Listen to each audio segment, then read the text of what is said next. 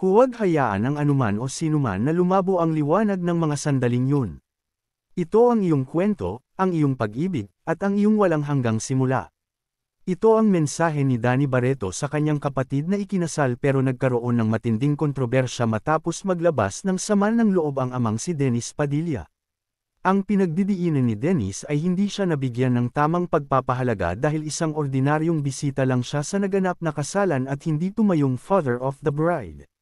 Ikinasal si Claudia sa negosyanteng boyfriend na matagal na niyang karelasyon, si Basti Lorenzo, kapatid ng mister ni Erich Gonzalez na anak ng bilyonaryong si Martin Ignacio Lorenzo. Deleted na ang post ng komedyante na nakasulat sa isang yellow paper at nakalagay. Hanggang kahapon ay walang pino-post ang ikinasal at tanging ang kapatid nito sa ina, Marjorie Barreto, na si Danny lang ang may post na, "Congratulations on this incredible milestone. 10 years in the making. Your love, patience, and commitment have brought you to this moment, and it's truly something to be celebrated. Savor every second, hold each other a little tighter, and let your hearts be full. This day is yours. Soak in all the joy, the laughter, the love.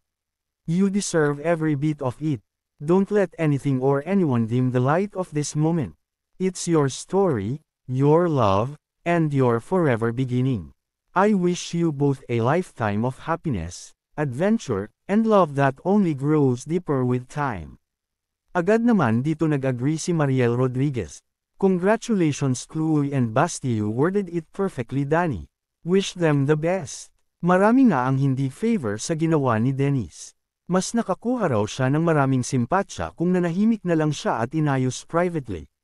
Sinasabi niyang lahat ay ginawa na niya para makipag-ayos sa mga anak kaya't malinis na ang konsensya niya. Sana raw ay ipagpasadiyos na niya ang lahat.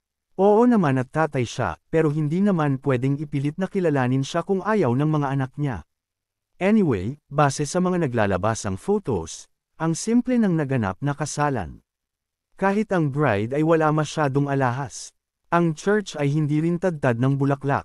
Kaya alam mo raw na old rich at hindi nouveau rich behavior. Pero ikinumpara naman nila na parang mas bongga raw ang kasal ni Erich Gonzalez kay Mateo Lorenzo.